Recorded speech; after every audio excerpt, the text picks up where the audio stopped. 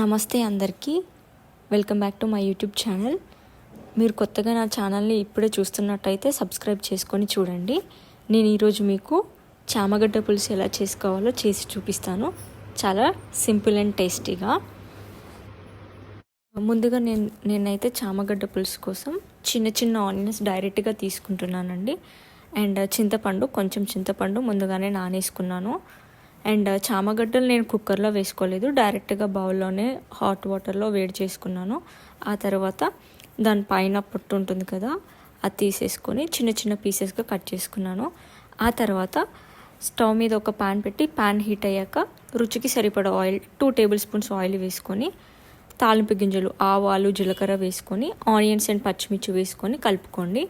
అవి కొంచెం ఫ్రై అయిన తర్వాత ఒక 5 మినిట్స్లో ఇవి కొంచెం ఎక్కువ టైం తీసుకుంటుంది, ఎందుకంటే మనం చిన్న ఆనియన్స్ అనేవి డైరెక్ట్గా వేసుకుంటున్నాం కాబట్టి ఆయిల్లో కొంచెం కొద్దిసేపు ఎక్కువగా వేగనియాలి, నార్మల్గా మనం కట్ చేసే ఆనియన్స్ కంటే. ఆనియన్స్ పచ్చిమిర్చి వేగిన తర్వాత కొంచెం కరివేపాకు వేస్తున్నా. మీరు అబ్జర్వ్ చేసినట్టయితే నేను ప్రతి ఆనియన్కి చాక్తో లైట్గా ఘాట్లు పెట్టానండి, డైరెక్ట్గానే వేయకుండా. అన్నీ బాగా ఫ్రై అయిన తర్వాత కొంచెం పసుపు వేసి కలుపుకోవాలి. ఆ తర్వాత అల్లం వెల్లుల్లి పేస్ట్ వేసి కలుపుకుంటున్నాను.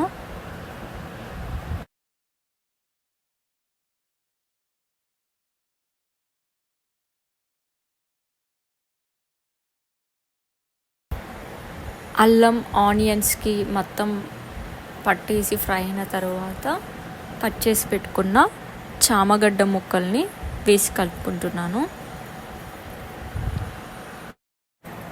మూత పెట్టుకొని ఒక 5 to 10 మినిట్స్ అలానే వదిలేయాలండి.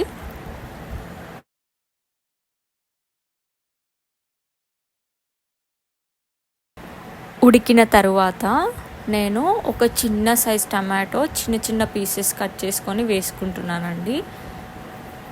దీన్ని ఒక 2 మినిట్స్ అలానే ఫ్రై చేసిన తర్వాత రుచికి సరిపడా కారం అండ్ ఉప్పు వేసి కలుపుకుంటున్నాను.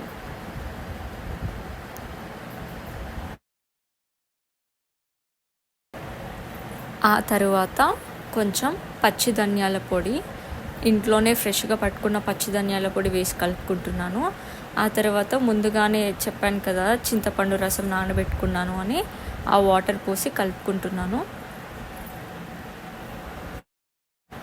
ఆ తర్వాత కొంచెం కొత్తిమీర తరుగు వేసుకుంటున్నాను. ఇవన్నీ బాగా మరగనివ్వాలి. ఒక 5 to 10 మినిట్స్ వరకు ఇలా ఆయిల్ అంతా పైన తేలేంత వరకు మగ్గనివ్వాలి. ఆ తర్వాత నేను కొంచెం లైట్గా జీలకర్ర పొడి అండ్ గరం మసాలా వేసి కలుపుకొని మళ్ళీ ఒక 2 మినిట్స్ అలా మరగబెట్టుకుంటున్నాను. ఇలా అన్నీ ముక్కకి బాగా పట్టిన తర్వాత హై ఫ్లేమ్లోనే ఉంచాలి. ఇదంతా జరిగే ప్రాసెస్లో స్టవ్ ఆఫ్ చేసుకోవాలి. అంతే అండి, చాలా సింపుల్. మీరు కూడా తప్పకుండా ట్రై చేయండి.